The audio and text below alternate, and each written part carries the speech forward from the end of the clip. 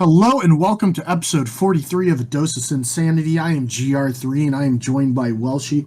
Jamokin was unavailable today, so it's just going to be us two getting to talk and having a good time. You know what I'm saying? Man's too busy living his actual life to talk about Dota with two other men for an hour and a half. Man, what kind of life is a man living? In real life is a fucking joke. It's a sad one, man. It's a sad life he's living. And Jesus, everything revolves around Dota. Dota is in your life and you're fucking wrong. You're goddamn right. So, speaking though of real life, you've got some big news. Oh yeah, dude, I got a fucking new job. I got a new gerb. Buddy. Fucking excited about it. From what I understand, it's shit that you actually want to do. Yeah, dude, it's fucking insane. It's insane that at the age of 28, I'm actually doing something I want to do with my life. I'm doing, what is it? It's a engineering firm that specializes in renewable energies. So and they do a lot of work with solar paneling and also this thing called digester systems, which is really dope. Because basically, it's where you take like organic matter and waste and then turn it into methane, and it's process the methane to be used in like cars and gas and in like bus systems and things like that, which is dope because where a shit ton of that is happening is in Las Vegas. So I'm doing a shit ton of trips to Vegas, baby. I am going to be back on my Vegas, baby. Yeah. Kathy's gonna be so excited about me taking like every other week trip to Vegas. She'd be like, I'm gonna come back and it's just gonna be, oh dude, it was great. I either made 10 grand or lost 10 grand. Let's find out which one. And I got married to another woman. That's the secret. No, it's really neat because for those of you who do not know, you're an environmentalist, essentially. Oh, don't you fucking do this. Well, I'm going to bring it up. Fair. And actually, you know what? I'm not going to bring it up. Why don't you share with our viewers who are like what you did initially coming out of college? Oh, dude, I compromised my entire moral system. And let me tell you, boys and girls who are listening out there, do not compromise your entire moral system for the sake of a paycheck. I was in fracking when I first got out of college. And I did in fact sign my soul away to the devil because I wanted money, college debt and shit like that. So I signed a fucking contract. Was making like $110,000 a year, like out of college, but was working like at these gross ass places in the middle of fucking Pennsylvania, like just with toxic fucking fumes, fluids and liquids everywhere. Shit called biocide getting spilled on me and like fucking, what was it? Not, what kind of acid was it? Acid at the end of the day. Fucking caustic ass shit. But like all that, working all that kind of shit, working 15-hour days, and I just finally realized I was like, well, I compromised my entirety of who I am for a fucking paycheck. I am dipping the fuck out of here. And I did. I've never been happier. I'm oh assuming. My God, dude. I'll tell you, the only thing that came positive out of it was the fact that every other job now just seems like fucking the easiest cakewalk. Like, correct me if I'm wrong, but you probably were with like some of the shadiest motherfuckers on the oil rigs. Oh, dude, they're not normal people. Like, they're fucked up people. Like, I mean, it was a constant thing of just if you had an issue with another dude, you go like to this one area that has no fucking like no visual, no one can see you, and you just fight it out. That's it. Like, I've seen multiple people come back with their teeth being knocked out, and it's just like, well, it's the way it is. And I'm like, that sounds cool, but in an actual work environment from a dude who's gone to college, it's kind of toxic as fuck. I imagine it was pretty hard to go to work every day. Especially being an environmentalist. Yeah. Knowing you're working on a like oil rig. I mean, you fucking comp yourself and convince yourself you're not completely fucking yourself, but no, you're not, you are. And I mean, like I said, these are people who like have spent the last 20 years spending 2 out of every 3 weeks away from their family, their friends, and anyone they care about. Like, they're not normal people. And I respect that. Dude, I worked with flat earthers, for fuck's sake. I had angry arguments. I had a vein pop up in my head for the first time ever in my entire fucking life in the middle of my forehead because some guy was trying to convince me that the earth is a disc that's going really quickly up, that's the reason gravity is there. And I wanted to fucking just snap my own neck. It sounds legit. I don't know. Shut the fuck up. Shut the fuck up. I know you're from the South. What happens, like, I wonder if it's the what goes up must come down thing. Dude, well, maybe because if gravity isn't a thing. Bro, I hit him with everything. I was like, well, what happens when the disc immediately falls? But it's not going to fall because gravity isn't actually a thing. That's their argument. The real thing that got me was, okay, explain the fact that the stars are always in the same fucking place every time of the year. Like the stars in the exact same locations every time we go around the fucking sun every year. Like, how does that work? And they were like, NASA. And I was like, what the fuck do you mean, NASA? Hey, they have a point, man. You need to be a little bit more open-minded. Bro, shut the fuck up. I actually can feel the vein coming back. Oh my god. End point is, I'm doing something that I love to do now, and I feel like I'm helping people. And it's a good feeling, man. I'm really very fucking happy. happy. And it does help that it comes with happy for a you. sizable pay bump. And a sizable trip to Vegas often. Vegas, woo! Let's not think of the real benefits.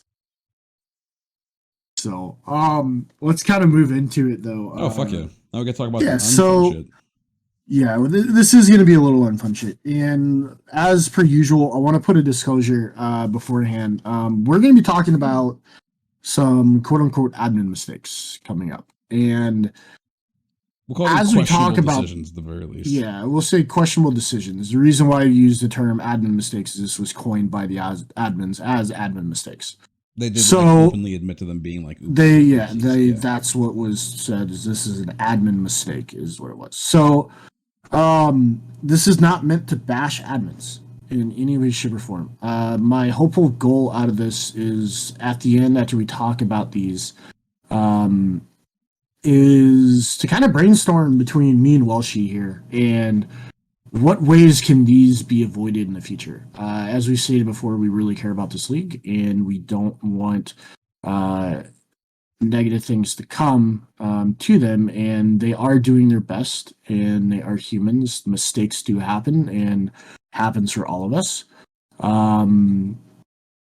But there's things that we want to address, and nobody's saying burn down the league, burn down the right because of this. It's like, hey, you guys, we're trying to say like, hey, you guys, like maybe shouldn't have done this on these couple of decisions and like made some oopsies, and you probably need to handle it differently in the future. And here's what we think is like how you should. Right. So as for the next bit, while we're going to be talking about these mistakes, please keep that in mind. Once again, it is not meant to put down the admins. They are working hard. Mistakes do happen. It just feels like this season there's been a lot of quote unquote admin mistakes and more on the admin side than my recent memory. So without further ado, the first thing I want to talk about is basically centered around Wasted Pirates. So this is a Conquerors League team. For those of you who do not know, what essentially happened in this scenario during registration time. Okay, so registration ends on the Thursday. They do checks. If league rules currently is if you get put into ready to be scheduled, then you are cleared, and then you're able to rank up. Yeah. Right. Yeah. So what happened here was they had a player who did not have the correct number of rank games. I think they were 4 short or something. I know for certain that they were short. They were still put into the ready to be scheduled. And then by the Friday, they were then already ranked up to 1.5 Like the day after registration. The day closed. Yeah. after registration, they were put into this. There were definitely concerns and points being brought up to them that, hey, this team is sandbagging. They had 4 players sitting right at 15 ranked games played in the last 3 months. They had 1 player who obviously didn't have their number. They're like, oh, they're rank sitting, sandbagging, the whole discussion that we've already had. And we're not going to go into depth on that stuff, right? But nonetheless, there was an admin mistake that was putting them into ready to be scheduled. And the mistake was because of the player. The mistake was because of the player who had not had all their rank games, which from our previous interview with Dops and Subwoofer, we got the impression of how important that was. That was like one of the few tenets that were like, you have to have these. There's no excusing it otherwise. Like if you don't have your rank games, like, I mean, would you say it's unfair to say, Greco, that was like a very hard line thing that he made clear to us? Was like that was they made it clear that this was a big deal. And like they also confronted that mistake as well. Yeah, but you can rank up as much as you want after the qualification date. But as long as you have not looked like you're smurfing and you've hit your 15 games for required ranked, but was it 3 months or a month? It was 3 months, right? Yes, it was within 3 months. Yeah, which again, to review that is like one game a week of ranked for the 3 months before season. Like it's really, really not hard, right? Yeah, like 1 or 2. Like it's not even a big deal, especially for people who are still playing. Like, it's like 1.5. Let's not get into the details, but yeah, exactly. Yeah, and even then, like, and here's like the point too. Like I said, this team was rank sitting, and what term you want to use, like they were sitting right at the rank with a 15. This team was also like playing like 5-man mid in ranked games and pos 5 storm spirits, like shit that was manipulating, right? But it was quote unquote not obvious in like sandbagging and stuff like that. Now we're weeks away, and your Divine 2 player is all of a sudden immortal 2700, and you have 2 players who all of a sudden they found the joys of ranked games, and they've played well over the 15 in the period, and in the last 3 months have a 75.76% win rate on one and a 76.47% win rate on the other. Funny how suddenly the season starts, everyone starts ringing the rank games, and it's so weird how that happens. Can you guess what position they are in the league? I'll take a wild guess here that they're number 1 in their division. Yes, they are. It's very clear that they're the best team. So let it be said, it's a team that already was bending the rules in a lot of ways, kind of doing things that were already shady. Like, I mean, exactly like you said, spurring up in rank in the middle of season. And again, I'm going to say this, like Dobbs made it very clear that you can, I mean, in her words, like you can rank up the moment season starts as much as you want. There's no rule saying you can go too high, like necessarily, but you have to have those 15 rank games. And otherwise it is rank setting basically. And that is, you're missing 4 games, not 1, you're missing 4. That's rank setting. Like that is by the very definition of it, I'm pretty sure.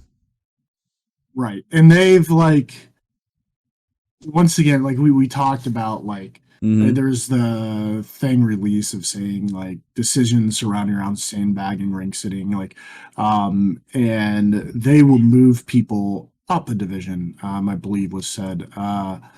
So my thing is like this immediately happens. Like it's a day after, right? Like you see this. Like it's pretty obvious. This team's starting the season out in 1.5. Why not just move them up to Champions League? In all honesty. Like, yes, you made a mistake, but you made a mistake and you caught it a day after and shit was already fucked. I mean, if you caught it, they're sitting right underneath the mark. Yeah, and if you caught a day after, I mean, this is like, what's the harm in moving them to Champions League? I mean, okay, maybe they don't win like Champions League. I mean, boo-hoo, I'm so sorry that they don't. But the other consequence is that now this team is dominant in their division because they've been given the slack in this category of being allowed to just rank, like, you know, they rank sat, which is really clear. And then the one fucking rule that you have to have your rank games in, like, is just completely disregarded. And they're just like, we made a mistake. Oopsie. We're letting them through. Like, are you fucking serious? Yeah. And I want to make it clear that I'm not trying to bash like Wasted Pirates. Like they are the best team. Like it's very, very clear that they are the best team in the league. Yeah. And they're legitimate players. Like they're good. But now they're sitting at like 9.5 over or something like that. And that's not even counting the immortal numbers. Right. And it's this mistake just all of a sudden, like it snowballs. Like yeah, it looks small to start and then it snowballs off of that. And then it's very, very clear that, hey, this is a much bigger mistake than thought of initially. Like, I mean, in my opinion, if this happens again, like, I hope it doesn't, but if it does, and like the next day they go up to 1.5, then like, hey, we're moving them up. Like, this is clear that they're ring sitting. Like, and then you've dodged this and what it's actually doing to Conquer League. Yeah, I mean, this also brings a lot of losses to good teams that like the standings will look a lot different. That's exactly what I was saying, right? Is that like it's whenever we were talking beforehand, is that like this affects the standings in pretty decent sized ways. Like if you eliminate the entirety of the top team, brackets can look real different.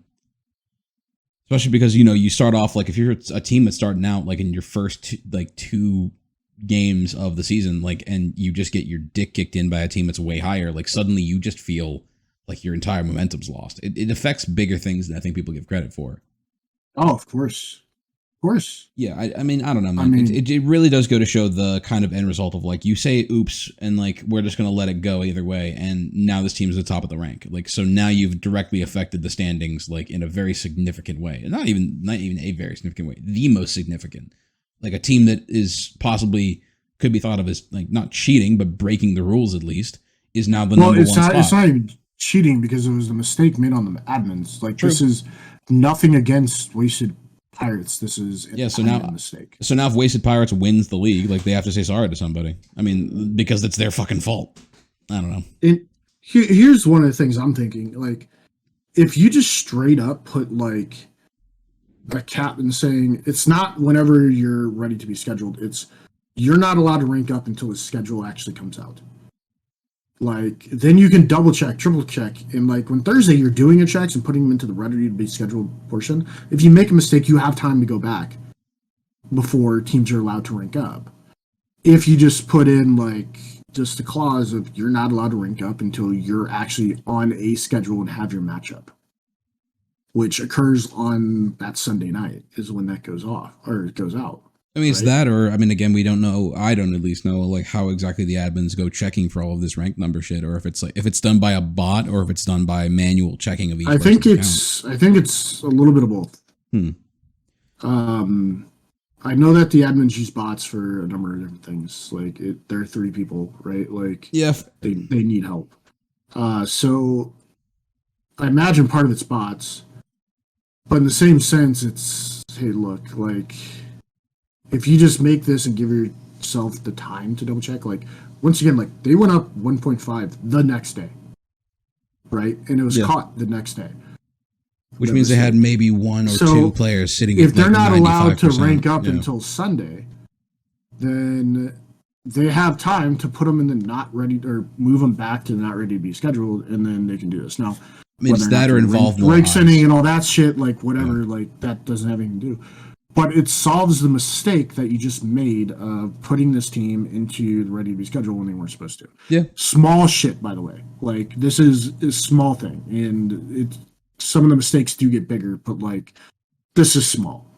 I'd call it being the number 1 spot in the league a pretty decent-sized mistake, but fair enough. Go ahead. Sure. But, like, the mistake they made, like, yeah, it snowballed to it, but initially small. Fair. The next bit is a Smurf account that was found. So a player on the same team. Same team, you say? Same team, and captain. Basically ratted themselves out for having a Smurf account that wasn't submitted. From what I understand, and basically AD2L used to, the way that they handled Smurf accounts was they would put them in. They would submit them into the captain's chat, and then it would get purged every single year, every single season. And then you'd have to resubmit Smurf accounts and shit like that. So it was basically you would submit your Smurf and then it would get lost. Then they started compiling everything as you see now. I believe what I was told is this is the 3rd iteration of manually compiling all the Smurf accounts and such of what we see now. And so for some reason, we couldn't read the rules, or this person couldn't read the rules and understand that, hey, they weren't on this doc. And the admins took fault for this Smurf account not being reported and shared, was being their fault and not the captain's fault. So I believe they only got draft penalties instead of like being day of week 6 when they did it, or like day before like week 6 started. Where they probably would have got like, we're on a suspension trend right now. So probably would have gotten like a week or 2 week suspension. They get 70-second draft penalties. So because they're taking partial fault for not manually transferring over something that doesn't even exist anymore. Now, this is a mistake on both ends. First off, it's not fully the admin's mistake. I think it's almost a mistake that the admins are even taking responsibility for this. You're a fucking captain. It's your responsibility. It says in the rules. It is your responsibility to make sure your team is compliant with the rules. It says in there that you must submit your Smurf accounts. Your Smurf account was, like, make sure it's on the doc. Like, it links to the doc. Like, make sure that it's on there. It's clear. It's fine. Like, this is, in my opinion, not the league's mistake. It is the Captain Wasted Pirates' mistake. And should be punished in full for it. The mistake on my end from the admins is basically being relaxed about it or saying that, hey, it's our mistake. It's not. But the other bit is ruling in the sense because of it.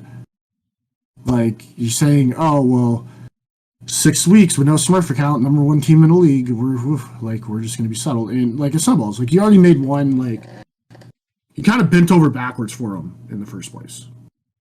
Now you're bending over backwards for him again. Yeah. Right? That's a mistake to me. I mean, you're giving them 2 slides, especially in one season. Right. And how many slides is enough? Yeah. Right? How many slides is too many? Yeah. I mean, number one team in the league hiding Smurf accounts, and it's what they're doing, whether or not it was personal or not. You are hiding Smurf accounts. Yeah, so, I mean that was the thing. Anytime that we played a season, like we always disclosed all of our accounts every season. Like it was regardless of we did it last season, right?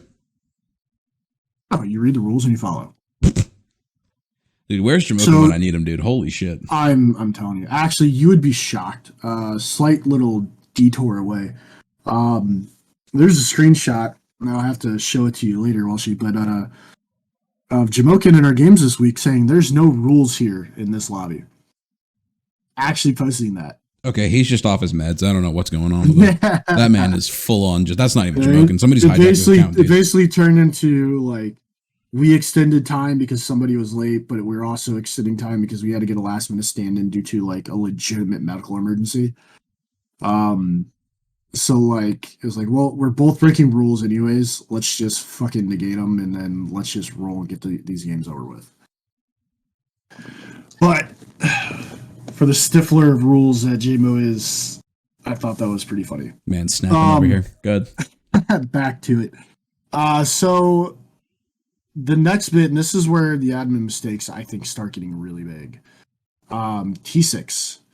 So I don't know what the fuck happened here. So, to put in the backstory, okay, T6 was originally, I believe, registered for Warriors League, and they did not qualify for that league as they were over the league cap. Typically, if that happens, you're going up into Conqueror League. Well, they said that they have apparently 3 former Immortals. It wouldn't be fair to be in Conqueror's League. So they went up into Champions to hang out with those folks. Where they proceeded for the first 2 weeks to get their shit absolutely rocked. Then, and this is the part that blows my mind, and here's the admin mistake. They dropped them to fucking Conqueror League. Something that's in the knowledge of us in this entire league have never heard of. I've never. A team is sucking in one league. Let's drop them down. Dude, like the funny thing was like T6 got their asses rocked in fucking Conqueror League too. Like they hadn't won a game. Like they played 5 weeks and didn't win a single fucking game and then disbanded. But the thing that gets me, okay, so and this is where like the mistake, like first off, it's like, well, what the fuck is this happening? But now you just dicked with the schedule from Champions League, right? You just removed a team halfway through the season.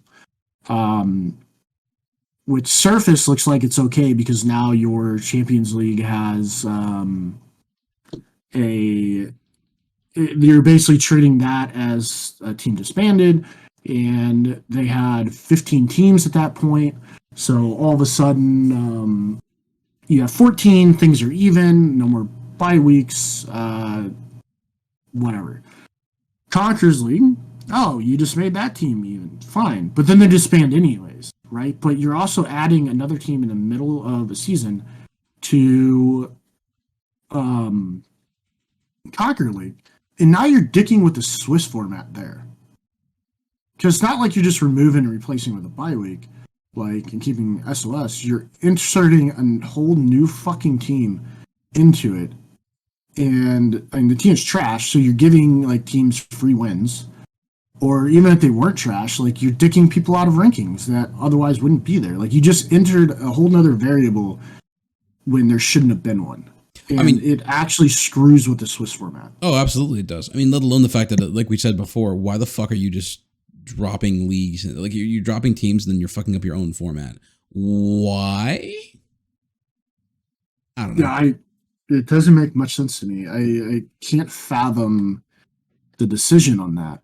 Again, being that this is the first time they've ever done this, and the format's very simple otherwise, because other Swiss formats have dealt with similar issues of teams just dropping out. Yeah, and I gotta think there's not very many situations where you're actually going to have a team who's 2 leagues up and actually still qualifies for the league below. Right? Yeah. So there's the question: is this a fuck up where, like, they did qualify for the team below, and the admins were like, "Whoops, we accidentally upranked you for no reason"? No, they wanted to go to Champions. They requested to. Because when TSGS was trying to get in, they said no, because then it would be, like, initially they said no because then there would be an odd number of teams in Conqueror. But we were like, oh, well, T6 qualifies for Conqueror, see, they'll go down. Like, can we contact them? And they said no. They requested to be in Champions, even though we asked them if they wanted to be Conqueror because of their ranks. Interesting. Yeah, so, like, once again, you add this whole variable in, and, like, once the season starts, why are you adding teams, period? Yeah, like, there's no reason once, like, especially week 3. Oh, like, yeah, you dude, all of a sudden add this whole fucking for thing. fuck's sake. Yeah. You're not talking about week 1, oh, you missed 2 games. No, you missed 6. Yeah. And if they started there, fine. But, they didn't start there. Dude, imagine the shit fest if they started shitting on everyone, too. That's not what happened. They actively got shit on, and I recognize that. If they start shitting on everyone, you just fucked up the whole goddamn league. Yeah, exactly. Like, suddenly all the top 3 teams have been beat by somebody you dropped down from the league above. Like, are you fucking serious? And they're already starting out 0-4 because they didn't get, like, wins or anything for, like, when they inserted them. They started basically essentially 0-4. And then let's say they start rocking everybody. And after week 6, you have a 8-win team who's not on the scoreboard, the top team, but all of a sudden is manipulating everything because it would be shit stomping. Mm-hmm. Like, what if they didn't get rocked? Like, you just completely fucked the entire league. Like, the fact that they did get rocked was probably best case, in all honesty. True, but even still, it's like, I mean, it's even worse than that, is that, like, they got moved down. I feel like there's still a scenario for T6 is that, like, they were like, oh man, we're getting rocked in Champions League. If we drop down a league, we'll do much better, guys. We got this. Get your shit kicked in again. Disband. Like, oh my God. But, like, the whole team's joke. But, like, here's the other kicker, right? So instead of just having a bye week, which is what T6 played, where teams are getting, like, 1-0s, like, some teams for the first 2 weeks got 1-0s due to bye week.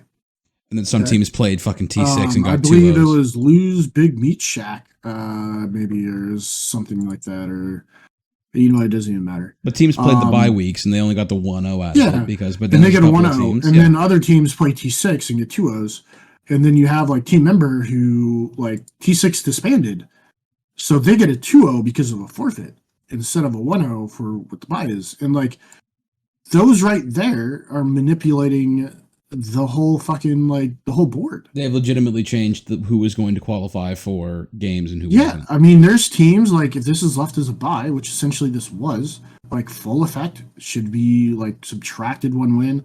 DB fighters should be subtracted 1 win. Wasted DB fighters, date night, team member, and and full effect should all have 1 less win because of this, because they all right. And then that does a shit ton to the board, because all of a sudden full effect's a 5-1 team, and wasted date night and Phoebe fighters are 3, and Ember is a 5-1 team, and then all of a sudden, like, teams like PSGS, Fall Damage, and Heroes of Golf, like, they're alone in the 6-win category, and which makes a big difference going into week 7. And all this happens because for some reason we wanted to drop a team from Champions down to Conqueror. And you're dicking with, like, the entire outcome of your Swiss format. Especially when it's a team that then goes on to just abandon the whole league together. Yeah, and then they abandon anyways. Like they literally fucking buys. Yeah, like they literally apparently made decisions that were like to fucking to change the way the league's always done these things. It's fucked up all the standings, and then they're just like, fuck you, I'm burning the places I go out. Like it's just weird to me. It's weird to me that the admins allowed it. We're talking about like how can this be avoided in the future? It's fucking simple. Like you register from one league, you don't fucking move from it. Like it's not like I don't care if a team's like, oh, I'm fucking 10-0, put me up, or like I'm dominating everybody in fucking Voyager League, put me up into Challenger, please. Like, no, you don't fucking allow it. Like, it doesn't work in reverse either. Like, if you register for a league, you fucking stay there. Because now you just added a whole variable that's completely dicking with like everything in your Swiss format. That's a really fragile format in general. Right. Yes. Moving on to the other big thing, and this is something, man, I wish we could have gotten Nye on to talk about this because I feel bad for him. This is the worst, worst fuck up. Yeah, disclosure mistake. of this. I mean, in a lot of people's opinions, and in full honesty, disclosure, this affects a friend of ours. So this affects Naya Valara, who's the captain of Pot of Acedia. Yeah, and it's, man, I would be absolutely fuming and talking to him. He had the maturity to say, hey, whatever the admins decide is what the admins decide. Like, he respects it. I know he's fuming inside. And I would be like raising hell. So, to say what happened, there's a team in Champion League, no Shaitan, okay? No Shaitan played 5 weeks. They faced Dark Horse, Hellbears, Pot of Acedia, No Wraith Pack, and Aftermath. During this time, No Shaitan split No Wraith Pack and split Hellbears, giving them 2 wins. Okay. They recently disbanded before week 6, giving a bye week to the league. Due to this, I believe they actually had to manually schedule teams to play each other because there was originally a bye week, like when T6 left or something. Like the whole fucking T6 thing. Yeah, the echoes of T6 fucking shit up in this. Yeah, and yeah, T6 is fucking this shit up too. But anyways, so Pot of Cydia after 6 weeks has 5 wins. There's a slew of teams. There's 4 teams currently with 5 wins. Grizzly Bears has 6. All these teams could potentially, even Herbo Damage with 3 wins, could actually potentially skedaddle their way if like the stars align into the 8 slot for playoffs. So with a tiebreaker system where if once again the stars align, like teams are going to be kicked out and not allowed to do the tiebreaker because there potentially could be so many due to SOS. Okay. Mm-hmm. Out of Cydia gets the bye week this week. Okay. On the surface, it's like, okay, whatever shitty luck of the draw. They get to 1-0. They get put into 6. Once again, stars align. Actually, stars align. They can't because the bye week's going to give them a 0 to their SOS. Their SOS isn't going to be, or strength of schedule isn't going to be high enough for them to actually participate in tiebreakers. They'll just get straight backed out. Like they're eliminated just because of this bye week. In face value, you look at this like, hey, look, like they should have won more. I believe like that's kind of what one of the admins even stated was, hey, just win more early. Like it sucks, but it just is what it is. And I think initially that's how Pot of Acedia did. Obviously, they're like a little upset. Hey, how the fuck like we don't even get a we don't even hold the keys our own fate on week 7 because we have this bye week. Like if we would 2-0 a team, we get playoffs. But instead we get a 1-0 and because of the bye week. We mathematically can't qualify. We mathematically cannot qualify. And that's what and like to make this very clear, this is a bye week spot that was occupied by Cheyenne. Yeah, no Shaitan. Yeah. Shaitan, sorry, by Shaitan. Like yeah, so that's the kicker. Like it doesn't make any sense that a team would essentially play what is now, mind you, of course, it's recognized that one time it's a bye week, the other time it's a team spot. But the end of the day is it's the same slot. You're not supposed to in groups play the same slot twice, no matter what. right? There's no team that's supposed to have Right. 2 bye weeks. And there's no team that should have to play the team. You shouldn't have to play the team that existed in that slot and then the bye week version of them. Yes, and that's what happened for Pot of Obsidia. Where in week 3 they played no Shaitan, and they 2-0 them. And what they did, and the admins did this, and this is new too. Like, I don't even understand this shit. Like, usually what happens is they'll put like no Shaitan and then withdrew -bye in parentheses. They did this for Pot of Lust last season, if anyone wants to double check this. Instead, they moved no Shaitan completely out into Division to be determined, and they put a bye week in their place. Well, the bye week is going to be shown as a completely different team in the way that the whole system is going to register this. So it's not going to take in the fact that, hey, this bye week is taking no Shaitan's spot. So it will schedule itself against teams who have already played no Shaitan, is which happened to Pot of Obsidia. So now your schedule is completely dicked. Completely dicked. Oh, yeah. You have Pot of Obsidia actually, because of the admin mistake, mathematically unable to play, and actually, at admin fault, they are eliminating Pot of Obsidia out. Like, and there's no way around this. They just eliminated Pot of Obsidia. And they can make adjustments, but at what cost? Are they going to rewrite the schedule?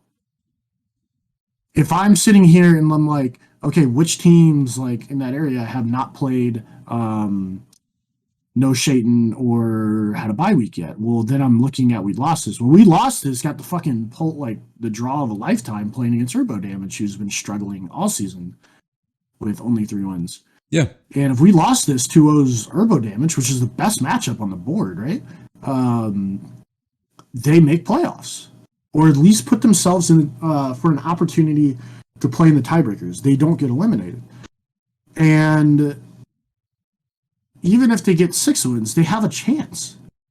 So what are you going to do? Now give them the bye week? How do you think that's going to go over with them? They're not going to like that. They're going to raise hell.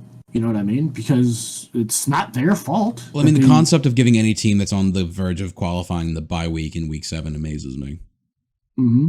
But then what are you going to do? Are you going to give the bye week to Sokka's? I think you suggested that beforehand.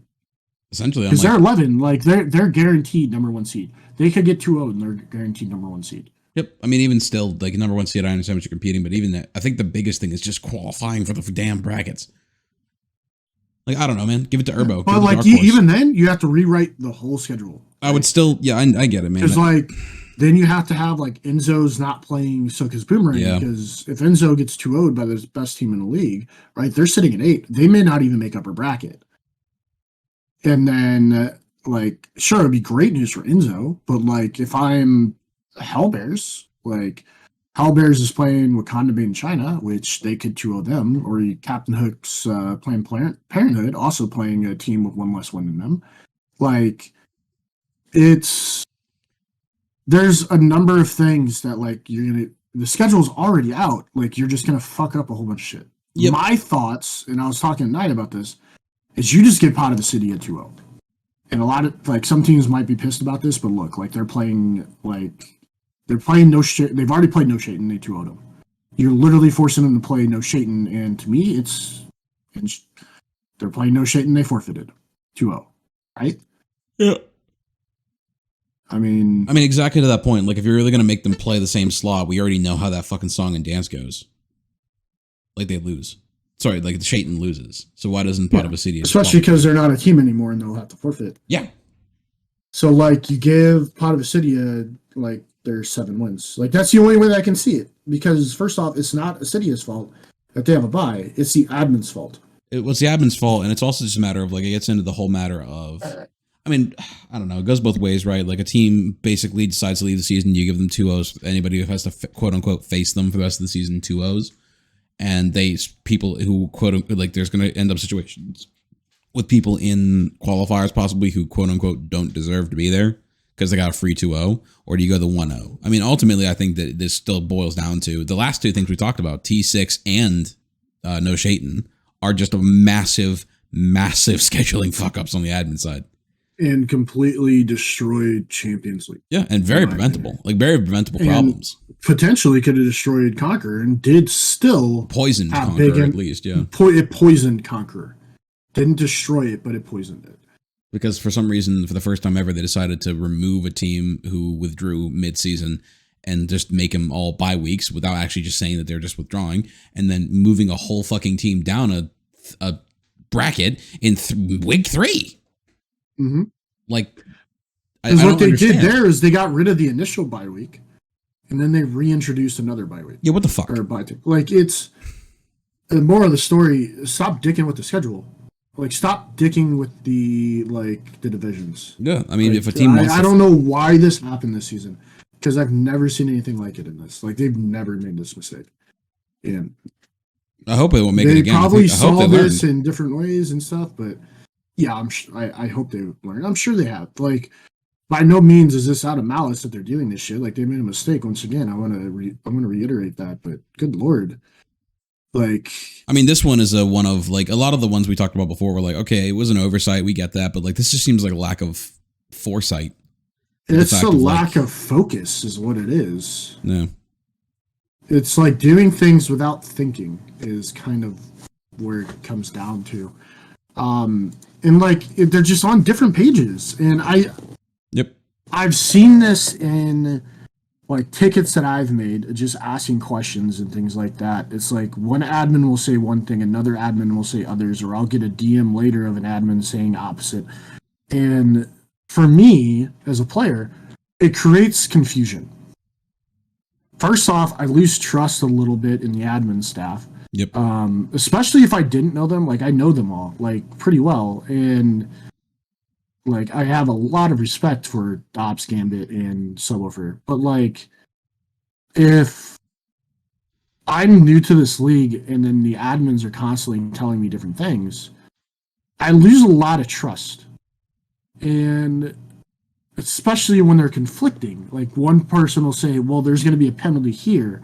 But then another person will say, or like another admin will say, no, there's no penalty. Well, I don't know what the fuck's happening. And it feels like they're not communicating at all. And like, it just feels like there's just no focus this season. And maybe they're burned out. Maybe they had prior leadership that's not there.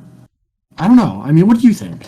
I mean, I feel like it's just simply that there has to be, at the very least, the base policy of before a decision is publicly disclosed to any member of any team or any member of someone who's outside of the admin squad, they need to come to a decision of some form. I think that at the end of the day, that needs to be either, if they're bickering about something and it's taking too much time, that someone needs to be in a position to just call it and say, no, we're going with this. I'm making the choice myself. Like some form of leadership.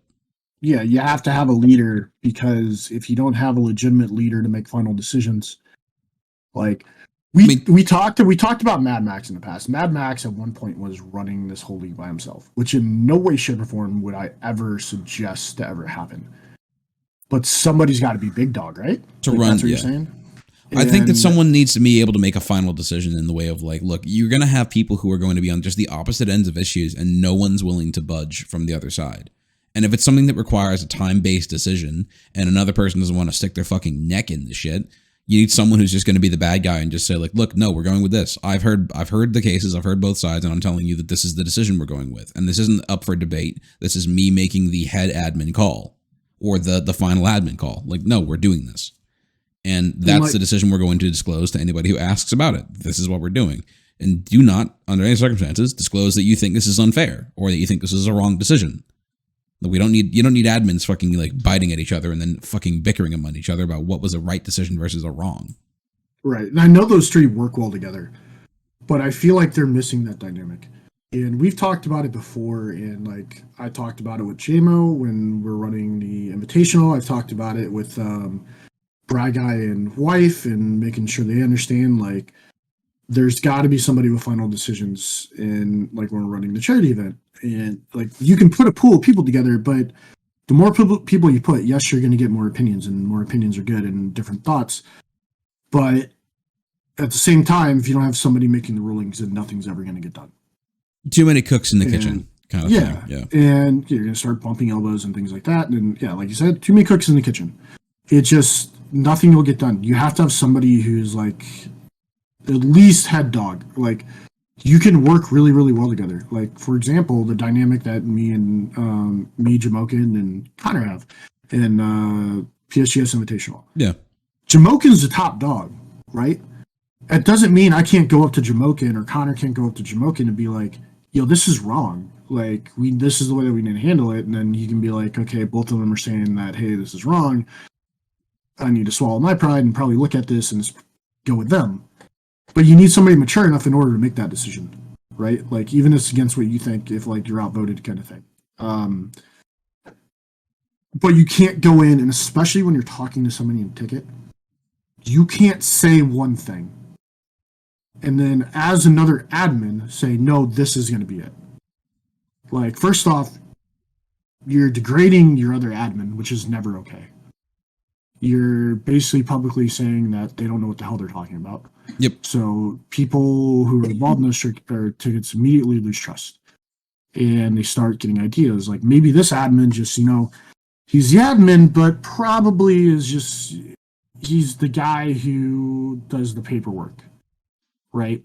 Doesn't actually get included on all the real decisions. Yeah, he just makes the bots or whatever, man. We don't actually talk about decision making. It's like, so when he's talking to me in a ticket, I'm going to defer to somebody else and not pay attention to that, because every time that he tells me something, the other admin comes back and is like, oh, this is a real thing. You know what I mean? Like, that's not okay. As an admin staff, like, you have to have a conscious understanding of that. The other bit is like, you definitely can't go into DMs and then say that what they're saying is wrong and say this is how it is. Like, that's not okay either. It's, everything needs to stay in a ticket, and I feel like as an admin staff, and maybe this is just me, and like this is just my opinion, but you can't degrade your own admin staff in front of other people, no matter who you're talking to. Like, it could be your best friend and be like, no, this is actually like, no, it's never okay. Oh, dude, yeah. I mean, this is an obvious thing, though, of like, if you're running any kind of organization or any kind of like structure that has some kind of public like interface, you need to be like, as far as anything goes, you guys are on perfect communication and you always are agreeing on every decision, even if you're not. Like, behind the scenes, yeah. It could be looking like oh, dude, me and you could be just drowning and trying to just stay afloat. Oh yeah, I mean, me and you have gotten in fucking heated shit talking about pot of sins and shit. But as far as anybody else knew, we were fucking best buddies, and just we were on fucking ball with each one of our decisions. Every single thing, as soon as somebody said something, you back the other person up. Hands down. Yeah, I'm like, we made a decision. Like, we made a decision. Greco didn't make a decision. Like, we did, and that was the decision that was made. But Can you imagine if I made all the pot of sins decisions? Yeah. Well, I mean, same thing goes for me, though, right? It's like, if we made a decision and you asked me something of like, look, it's whatever you want to do, and I said that I'm choosing for us to do this, you wouldn't say like, well, she chose us to do this. It was like, no, we decided. Because unless it's like something that's bad. Like, I'm always forever and always going to give you like the charity event and the active donations. And okay, credit for ideas and being nice to each other is one thing. Yeah, 100%. If it's decision making on holding hard, dude, no, we did that together. Like, I don't give a fuck if we argued about it and I'm completely opposite of what you said. If we went with it, that's what we went with. Like, exactly like I just said, you cannot be disparaging other members of your organization, like in DMs to other people outside the org. You know what I mean? And it's not just a team thing. That's an organization from admin side. You can't be saying the other admins don't know what the fuck they're saying. Like, I know what I'm saying though, and this is what we're doing. Like, no. Like, you need to fucking be on the same goddamn page. Not hard. The other thing I'll say is like, if a lot of this occurs because you're trying to make really fast decisions, because some things are time based. Oh yeah. Then you need to have the person who's available, like at least somebody who's available almost constantly. Because if we're waiting for all three admins to get in and make a decision and everyone has really, really busy schedules or like somebody's just not usually available, you might want to think about removing and putting in a lesser position and moving somebody else into the admin spot. Because if you're going to run a league, you have to be there. You have to be responding. You have to be like available when decisions call. This is why I'm not a huge fan that all three of our admins are playing like on Thursdays, because of what if something happens? You can't stop your game in order to like work with it. Like, oh, dude, yeah. No, when games are occurring there's 0 admins that are available. Oh, that's so bad. That seems like rule 1, dude. I'm like, I mean, we talked about this, but if we ever ran an event or ran something, like in almost none of the games we would play. Like that was kind of our big rules with a lot of things. When you were doing the PSGS tournament, you weren't playing in it. No, fuck no. I played in one, and it was only because Jamokin wasn't playing. Yeah. In the charity event, I'm not playing this season. You son of a bitch. And that's because there's not enough. Like, there's too much to do. No, there is. Like, that's exactly it. When shit's happening, like, especially because that's exactly when it happens, right? It's going to happen on Thursdays. Like, the shit's going to go down on Thursdays. Big fucking shocker. Like, we're throwing you into the Messin charity event, but that's only because we can afford to not have you for one game. And it's only one game that we can't afford. Like, we can afford to not have you. Exactly. I mean, but the thing is, again, like you said, just in reference to the 82L games, like, how is it not a basic rule to have one admin available for the games to sort out issues as tickets are being created? Because some team is either going to delay start or is going to have a sub that makes no fucking sense and is going to need a fucking ruling. Oh, there's multiple things that occur, like every fucking week. I guarantee. In the middle of a Thursday, where as a player, or even if I'm a captain, I should be able to go to create a ticket and get a ruling on something that's current. And that's just, it's not even remotely close to being able to work that way. That's ridiculous. I mean, I'm just more surprised with the fact that all the admins are playing on teams. How many games happen on a Thursday, do you think, honestly? Because like out of all the leagues, I would say 90%. I can tell you this last week was probably the most reschedules that I've seen. Fair. Through the entire all season long. And we had, let's count them, 1, 2, 3, 4, 5, 6, 7, 8, 9, 10. We had 10 reschedules this week. And that's probably and we have like 90 fucking teams. So that's so that's like what, maybe 15, 20% of the whole league. Yeah, and there's only 2 that reschedule. So like anywhere between 75 to like 95% are playing on Thursday of the games. And we have 0 admins that are available. I mean, I'll give you another thing. So here's the situation. I think I brought it up earlier in the podcast. Like kind of as a little detour we took. But this past week, one of our players had a medical emergency. We were trying to figure out, I mean, it's fucking game time. It's time to go. And we're trying to figure out where the fuck is this? And they're like, I apologize. I'm on my way to the hospital. Like, for XYZ, it's not my business to share why they're going, so I'm not going to, or who it was. But they go to the hospital. Yeah. Yeah. And we're like, and God bless him, because he was like, oh, I can try to be there for game 2. And we're like, no, fuck you. Like, what are you talking about? Like, you're not welcome here anymore. Like, captain's fucking dream. Like, hey, I got an emergency, but I'll try to be there for game 2. Like, no, go fuck yourself. Like, you're not allowed. Like, take care of your own IRL shit. But like, it was game time. Like, when this happened, I think it was a minute past, and we're trying to find a fucking stand-in, and we've got to get the stand-in approved. And thank goodness, honestly, like, that we were playing on Saturday, because if this happened on Thursday, then we don't get approved for a stand-in. And if we have a stand-in not approved, then we don't get to use them, or we could get a penalty. Like, we already get a penalty for like the time, but like, dude, I'm not even this deeply involved in this shit, and it's literally the first rule that I've come up with is that at least one of us has to be available on Thursdays. Like, we have somebody has to. We have to do shifts, whatever the fuck you got to do to figure it out. But like, someone has to be at 9 o'clock, or actually, I'd say at 8 o'clock p.m. You have to be available on Thursday to sort out any issues that come up in the games. Like, you just have to be. Agreed. It's nuts to me that it isn't one of the most, like, we have this gigantic rule document that gets into weird specifics in weird areas, but this is not one of the basic tenets of just being of the admin team. Yep. Again, not shitting, but I mean, that seems like an obvious play from me. So let's kind of move on. Yeah, I'm with it. Yeah, like, let's kind of, I saw this come up.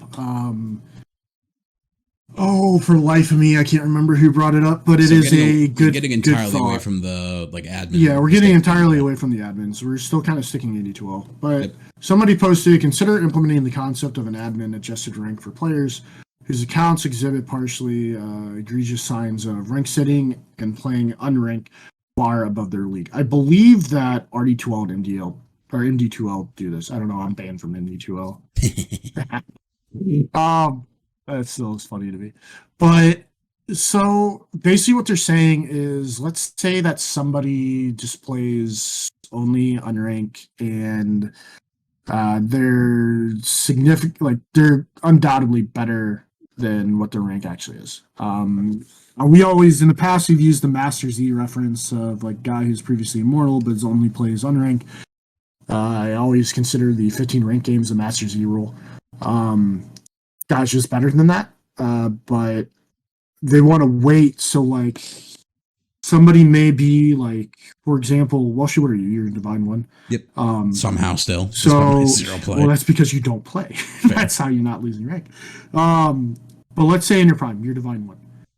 You're a fucking animal, right? You get adjusted instead of Divine 1 to Divine 3 on rank adjustment. Yeah. Like, is there a place for this in AD2L? RD2L and MD2L do this, and from what I understand, I don't know much about it. I just thought it was interesting and be an awesome topic for us. But no, I mean, this is RD2L and MD2L do this, and I think it's only like 5 or 6 people in the league that are actually adjusted like this. Yeah, and that's exactly it. It'd be a very few, like a very rare case usage, I imagine. But I mean, this is an issue that I brought up with the whole rank sitting thing they brought up. I'm like, look, there are people in this league that if you go and look at them and you watch them in their normal games or you see them in their rank and they're doing like a 50-50 split most of their time out of league and most of the time out of season, and then they absolutely shit on everyone in their league like during league games. Like they literally turn the switch on. Like you literally want to accuse them of having an alt account or like having like a pro log onto their account. Like they just turn the gas on in league. Like, is there no way for us to account for that? Is there no way to kind of talk about that? If I'm honest with you, fucking Nate was like that for us, dude. I'm like, Nate's a beast. Nate's a monster. Nate was a monster of a mid in our seasons that we played with him. He was a fucking animal. But yet when I watched him play his normal games, man, he didn't fucking sandbag. The dude just couldn't win by himself. Well, he couldn't win by himself, and he just straight up didn't play. Yeah, I mean, it's both of those. That was the other thing. Is like when Pottergrade was in his prime. Like, I would consider where I think at the time it was a Legend 5 cap. Yeah. Yeah, does that sound right? Yeah, Legend 5 cap, you're right. Legend 5 cap, because I didn't think that we went up to the weighted thing yet. So it was a Legend 5 cap, and Nate was Legend 4, but I would swear on my life he played Ancient 5. Like, dude just... I mean, like 17-2, like every single game. Oh, yeah. I called a Smurf, I don't even know how many times, and we're like, look, he straight up doesn't play. Like, he just doesn't. Like, he's got a girlfriend, he's a fucking, like, 8-year-old child who has to go to fucking Man, just preschool. graduated high school? Like, yeah, exactly. Yeah, like, he just doesn't have time, he doesn't play, and only plays on Thursdays. And, like, we never know what we're going to get because we never practiced. But he would be somebody that would be like, yeah, he probably should be adjusted. But here's the big thing is, how does this get determined? So RD2L and MD2L do this. Neither of us are really big in these leagues. So I don't know if either of us really know. I definitely don't know how this is determined in those leagues. It can't be a one-season determinant, I imagine. I imagine it has to be at least two. No. Like, you have to at least show 2 seasons of, like, dicking above your rank. Right. And among other factors. And to me, and this is just like... To me, you would almost need a, like, high immortal coach. Like, with emphasis on coach. Okay? Mm-hmm. Because coaches see every rank. They're going to see different levels of play. And they're going to be able to be like... I could look at like everyone's gonna have a different opinion based on I'm just gonna say like your yeah. gameplay, okay? Mm-hmm. I'm gonna not in a bad way, but where like you were a beast when you played, but you were a beast on 3 heroes. Yeah. Right? If those 3 heroes weren't in the game, you were significantly lower. That's a really good point. Yeah, because you could be way above rank with like 3 heroes, but then it's like, okay, well then learn to deal with that. Like the guy is legend or like ancient because he's really good on 3 heroes. And I played with a guy earlier this season before I switched. One of the people that were trying out for the team, who the dude individually was an absolute monster. He like mechanically in lane was really crisp. Never really lost a lane. Would go around the kill, murdering the fuck out of everybody. But we still would lose sometimes, and he would struggle. And the places that he would struggle would be team communication, the way that like he actually plays his team because he plays like a pub and doesn't understand how a game should kind of flow. Mm-hmm. It just, I'm strong, I'm going to go kill, and I'm going to go farm, and doesn't win games off that.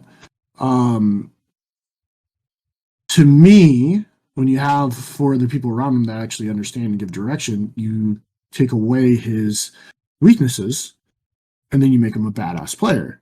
And in a league setting, he could really, like, if he's open-minded to his team, could really, really excel and look better than what he actually is.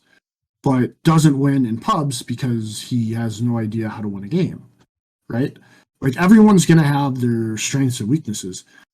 And I don't feel like there's anyone qualified in 82L, and I would almost argue RD2L and MD2L to actually determine that these players, or at least like the majority of them, should be weighted as such, unless you're very well aware of what makes a specific player a legend, an archon, an ancient, a divine, immortal 2000, immortal 1000, immortal 500. Yeah, I mean, tell me the difference between like a divine or like an ancient support versus a divine, or a divine support versus like an immortal, right? Like as a player, I'm not. Or an ancient 5 support versus a divine 2 support. Yeah, can you honestly like give a good opinion on that weights? And I don't know if anyone's qualified to do that. I don't think. I mean, I think maybe Tortellini is. Like, I don't know.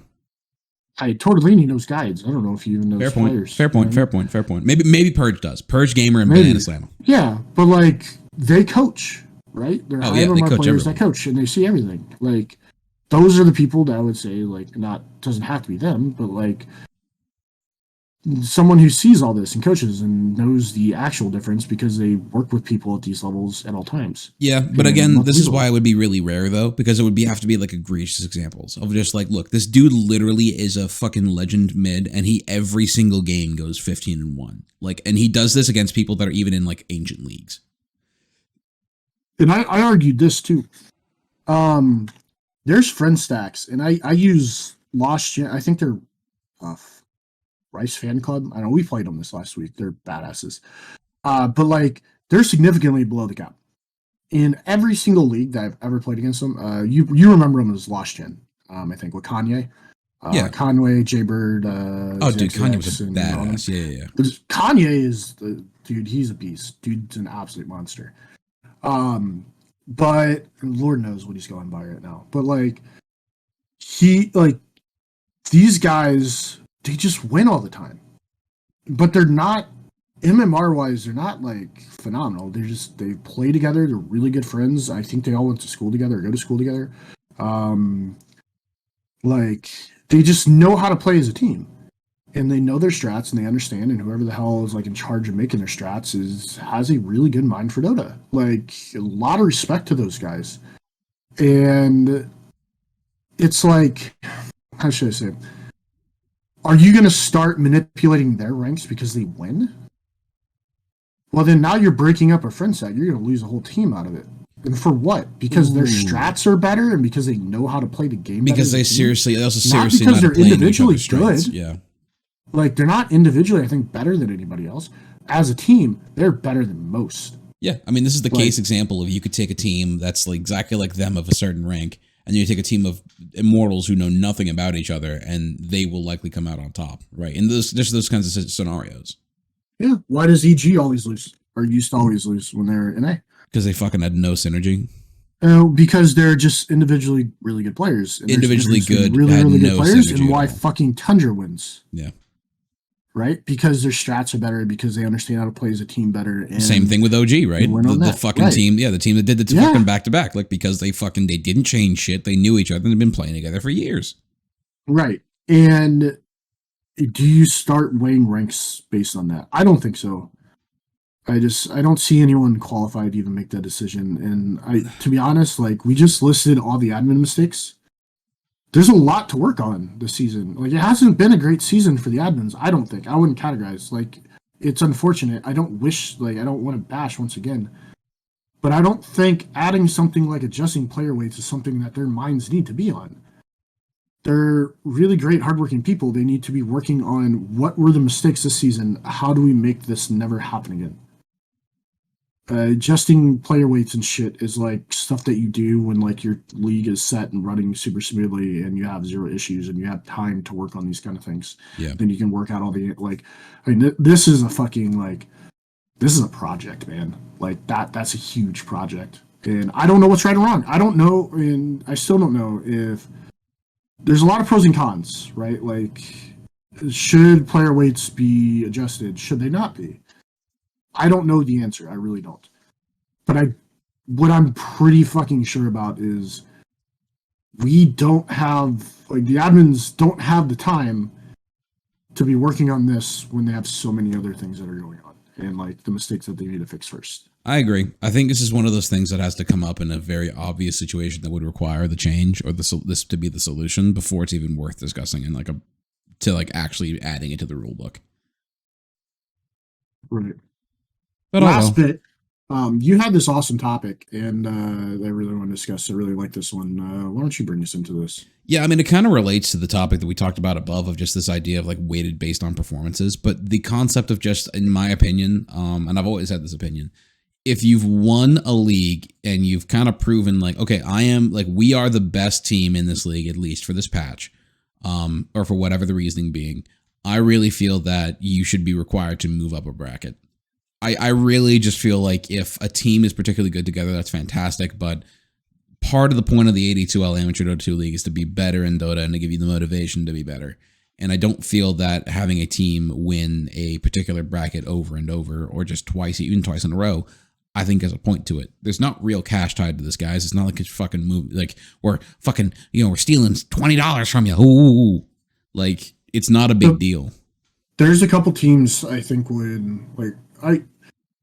I feel like it's usually, for the most part, very different. Champion, you can't move up anyways. Conqueror, like, Phoenix Pals are kind of struggling this season, but like they're historically a really, really good team.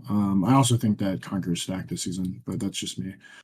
Warrior, I don't know any of the teams. Challenger, that changes every year. Yeah. Voyager, I know nothing about, but Explorer is where I think this is utilized the most. So you have teams like Zongli Simps, Gren Smoke, Lemon Snow Cones, and I think Disciples of Cinderin have also been pretty good over the last couple seasons. Mm-hmm. These are like the four teams that are usually top dog. The Mittenses are another one, even though they're like actually fucking Explorer League's ridiculous. Just to throw it out, there's a 5-way tie for first place. What? At eight wins after week 6. Jesus. There's also 6, 7, and 8 are also tied with 6 wins. So there could be situations where the team who's in 8th right now could be in a tiebreaker for like the number 1 seed. It's insane. Like Explorers and nuts this season. I don't like. For those of you who don't know, big fan of Explorer League. Like huge fan. Oh, dude, who isn't? Never casting them. But I'm going to relate what you're saying because I like this a lot, like I was saying. I work in high school sports, for those who don't know me. MISHA is like the governing agency of our state's high school sports. What they do is they take like a previous 3 season like results. Now, this probably won't work great for our league, but like we can minimize this. Where based on how you finish in your placings, you get a certain amount of points, and if you're above a certain threshold of points, then you move up. So if like somebody's state champion and finishes the next year is like they go to semis or win it again, they're going up from like a class 4 school to a class 5 school. To play with the bigger schools. Yeah. In this case, if say like the Mittenses like win last season, I don't even know who won last season, but like if they win a season, the next season they finish like 2nd or 3rd, like they get enough points, they go up to Voyager for the next season. It's an interesting topic, and in ways I kind of like it, in other ways I really don't.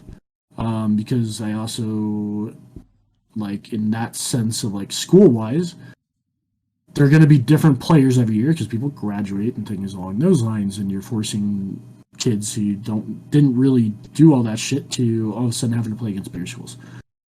For these guys, they can stay as the same team. And why not move them up? Why not, after one season of winning, move them up to the league? If they get, like, their shit rocked, they can go back down. Or if they, like, wish and they don't win the next league, they can go back down. Right? I think there's benefits to this for sure. Like, you're encouraging moving up, and you're encouraging, like, a ladder format almost, which I think is cool. Others just want to fucking play in the leagues. I guess that would be a negative. Like, how much would people be willing to do this? Would they disband their teams? Yeah. Right? I mean, you talk about rank sitting, though. I mean, the definition of that would be if you're winning the league. If you win the league twice in a row, to me, that's the definition of rank sitting. Like, you're telling me that, like, you got, you played this good that you won this league, and then you got, like, no rank increase out of it by the end. Like, yeah, ideally, like, your teams that are going to win usually are going up in rank. They're probably like 6 or 7 over. Oh yeah, I mean, dude, I guarantee you we could make a graph of the amount, like, of the winning team and the amount of rank gained during season, right? Like, I guarantee you that graph will be exactly coincidental. And yeah. The honesty of it is that, like, by that standard, 90% of teams will be forced to move up anyway. But I just think honestly, like, if you're winning a league, then that means it's time to move. It's time for you to move up to the next bracket. Exactly the same with Jesus Christ. Exactly like you said with the high school sports example. Like, if your school's winning like 3 seasons in a row, it's time to go. Like, maybe the multiple seasons is the part of that rule, but I think it's why wait for one. Like, you won your one. You don't need to win it again. You've got the feeling. You've proven yourself here. You've proven that you're the best legend. You don't need to prove you're the best legend twice. Yeah, I agree. And I'm almost convinced that most teams who win a league could finish at least in the middle of the next league's brackets.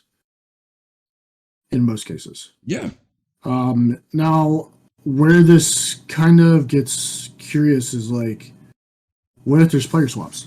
Because that does happen often this season, right? Mm-hmm. So there's a current rule of, we'll call this the Rhino rule, where you must keep 3 or 5 players, right, for roster replacements. Mm-hmm. To me, what we categorize as a roster or like the same team, is 3 of the 5 players. Based on that, as long as 3 of the 5 players remain the same, it is technically the same team. I'd agree with that. So, based on the Rhino rule, do we take that and say, well, if a team remains 3 to 5 players, then they must go up into the next league? I think I'd agree with that. I feel like this is going to stay anyways, because you're going to want to still compete. So you're probably going to replace, like, some of your lower players, like 2 lower players, and get like a couple higher. Like, that's what we did, right? Like, exactly. If 3 out of the no, you're dead on. If 3 out of the 5 players stay, then I think it's a fair compromise. We'll call it the 3/5 compromise. Yeah, and I think fuck, I don't. You're not even going to acknowledge that. You're not even going to acknowledge that. No, I was just laughing. I was just thinking. You know what that reminded me of? What? Have you ever seen How I Met Your Mother? Yes. And all the fucking Barney shit, like the fucking whatever line and like shit like that. Yep. The 3/5 compromise. Like, I just imagine drawing a fucking line like in the air with your fucking fingers and sharking, like. Very good. Yeah, but I completely agree, though. I think that as long as you're getting rid of the whole, like, the bulk of the team, and you're not majority, like, if you want to stay with one of your friends that you know from that group, and you want to go to another team, a former team of your own, and stay in the same league because you guys played with 3 of the best players and they all fucking moved on, then by all means. I think if exactly the same thing, as long as you're getting rid of the majority and you're staying with only a group of 2, there's no problem with it. Because shocker, 2 people don't make a team. No. But I think 3 is like your core aspects. Oh yeah, 3 is your core fucking squad. So you can win a game with 3 people and just 2 fucking bots, honestly. I would be curious to see what people think about that. In all honesty, get in the comments. Really interesting thing. Get in the comments and get to Town Hall. I think Town Hall's coming up. Personally. Okay, for the love of God, I'm gonna say this rule again. Every captain should be required to show up to Town Hall. I'm gonna say that real quick. Oh, 100%. Well, I've said this. I've said this always. I've said that, like, in full honesty, there should honestly be a TLDR fucking meeting with the admins and the captains of every team. So there's no excuse for being unaware of rule changes. I'm always just like, there is, because Fred does a TLDR of the what you call it, takes notes and all that shit, town hall, and posts them, and gets posted every single year. Then never mind. If you don't read Fred's fucking TLDR, then fuck you. Sorry to say it, but fuck he does a great job with it too. Like, it's so easily to be like read, and it highlights everything. Yeah, I mean, I agree. But we're going back to this. This is just like we're picking Jamokin's best topics and just bringing them up. Without Jamokin, which is without Jamokin, man. He's gonna be sad he missed this week. All the bitching we're doing. Yeah, I know. Anywho, I think that's gonna wrap it up. We are pretty over time right now, but with that being said, thank you guys for tuning in and listening, and we'll see you for episode 44. Later. Bye.